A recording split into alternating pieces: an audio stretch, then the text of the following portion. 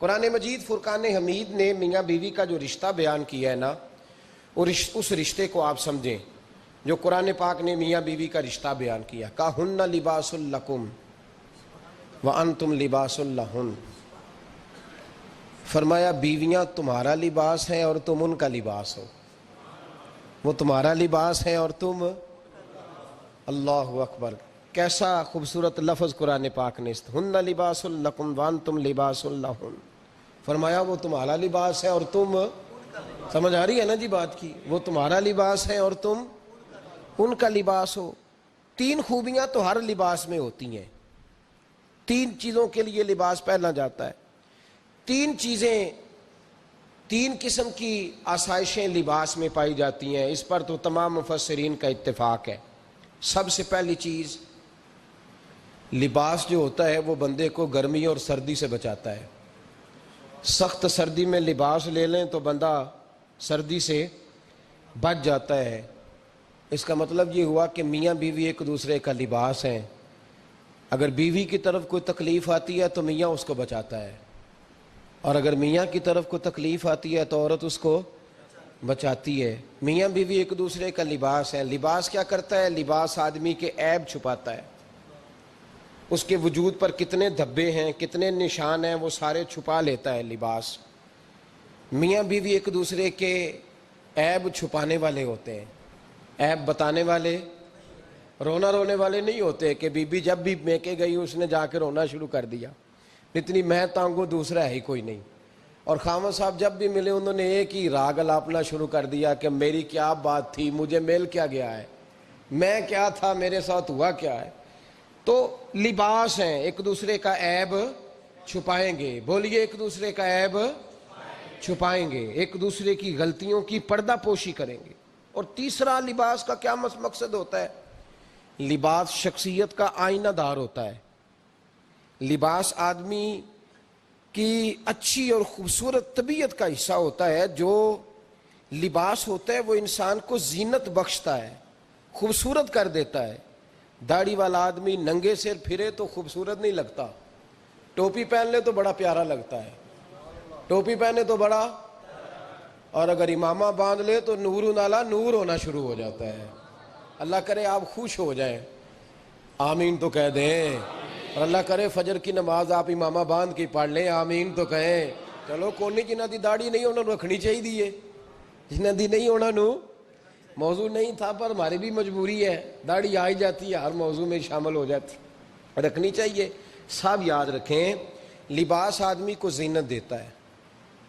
قرآن مجید کے لفظوں پہ غور کرو، اگر تو شادی کے بعد بیوی کے آنے کی وجہ سے خامد کو سکون نہیں ملا تو اس کا مطلب ہے اس نے گھر کو زینت نہیں دی، اور اگر شادی کے بعد اس بچی کو تحفظ نہیں ملا، اس کو اپنے گھر کے اندر سکون نہیں ملا، تو اس کا مطلب ہے خاوند نے اسے زینت، اس لباس نے زینت نہیں دی۔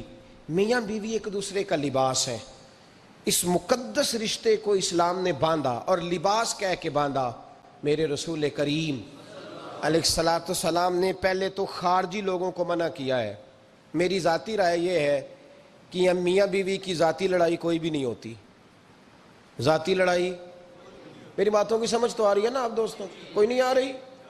اللہ جزا دے آپ۔ میاں بیوی کی ذاتی لڑائی کوئی نہیں ہوتی۔ ہوتا پتہ کیا ہے؟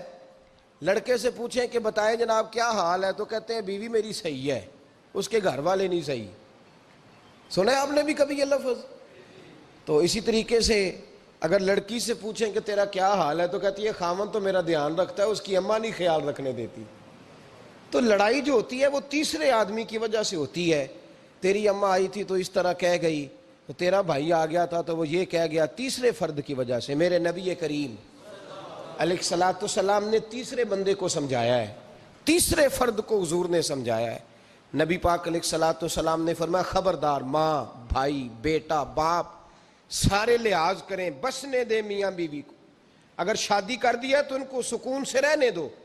تم دو جملے کہہ کے چلے گئے، کوئی عیب نکال کے جو چھپا ہوا تھا خاوند کی نظر میں وہ نکال کے بتا دیا کہ تیری بیوی یہ کام بھی کرتی ہے، اب تم تو ہٹ گئے وہ بات کہہ کے، اب انہوں نے اکٹھے رہنا ہے، ان کی زندگی مصیبت کا شکار ہو گئی۔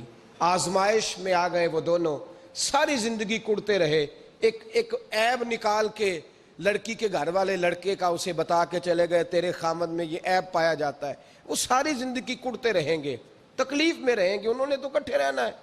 بتانے والا چلا گیا، میرے رسول کریم صلی اللہ علیہ وسلم فرماتے ہیں لعنتی ہے وہ شخص، لعنتی ہے وہ شخص۔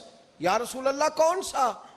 فرمایا جو بیوی کو مرد کے خلاف اکساتا ہے اور مرد کو بیوی کے خلاف اکساتا ہے، وہ لعنتی ہے، ملعون ہے، رحمت الہی سے دور ہے وہ شخص۔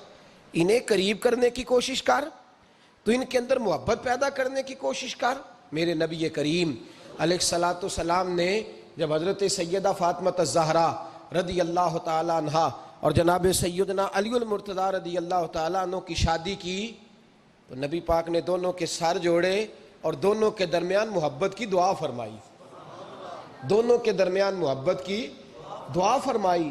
اور نبی پاک صلی اللہ علیہ وسلم حضرت فاطمہ کے سامنے جناب علی کے فضائل بیان فرماتے، اور جناب علی آتے تو نبی پاک فرماتے فاطمہ تو میرے وجود کا حصہ ہے، وہ تو میرے جگر کا ٹکڑا ہے۔ تو ان دونوں کے درمیان الفت پیدا، یہ سب سے پہلے تو خارجی لوگ اس بات کا خیال کریں، سب سے پہلے تو خارجی لوگ خیال کریں، توجہ دیں کہ ان کو بکھرنے سے بچائیں۔ اب میاں بیوی بھی سمجھ لیں کہ ہماری ذمہ داریاں کیا ہیں۔ مسند امام احمد بن حنبل میں حضرت ابو درداء رضی اللہ تعالیٰ عنہ سے حدیث مروی ہے، نبی کریم صلی اللہ علیہ وسلم کی بارگاہ میں ایک خاتون نے آ کے عرض کیا یا رسول اللہ صلی اللہ علیہ وسلم مجھے بتلائیے خاوند کا حق کیا ہے۔ یہ جو حدیث سنانے لگا ہوں نا، یہ بیٹی کو سنانی ہے، جا کے یہ ٹیلی فون کر کے بہن کو سنانی ہے، صرف بیوی کو سنانے کی نہیں ہوتی یہ چیزیں۔ یہ حدیث بیٹی کو سمجھائیں، بہن کو سمجھائیں، ان لوگوں کو سمجھائیں تاکہ، اور یہ یاد رکھیں خاوند کے حقوق اگر بچی کے گھر والے اسے سکھائیں نا تو اس کی سمجھ میں جلدی آ جائیں گے، اور بیوی کے حقوق اگر خاوند کے گھر والے اس کو سمجھائیں تو اس کی سمجھ میں بات جلدی آئے گی، وہ خیر خواہ سمجھتے ہیں اپنے رشتہ داروں۔ یہ والی حدیثیں ان لوگوں کو سنانی چاہیے جن لوگوں کا بچہ ہے یا بچی ہے، متعلقہ آدمی حقوق بیان کرے۔ جب متبادل چیز کسی کے سامنے آتی ہے تو وہ کئی دفعہ سمجھتے ہیں کہ خلوص اس میں پورا نہیں پایا جاتا۔ حضرت ابو درداء رضی اللہ تعالیٰ عنہ فرماتے ہیں ایک خاتون حضور کی بارگاہ میں آئی، عرض کرنے لگی یا رسول اللہ صلی اللہ علیہ وسلم میں نکاح کرنا چاہتی ہوں، شادی کرنا چاہتی ہوں، مجھے بتلائیے خاوند کا حق کیا ہے، اگر تو میں ادا کر سکتی ہوں تو میں نکاح کروں ورنہ میں اس کام سے بچوں۔ میرے نبی کریم علیہ الصلوۃ والسلام نے فرمایا بی بی اگر خاوند کے ناک سے رینٹ نکلے، ریشہ نکلے، پیپ بہے اس کی ناک سے، اور بی بی اپنی زبان سے وہ صاف کر دے تو پھر بھی اس کا حق ادا نہیں ہوتا۔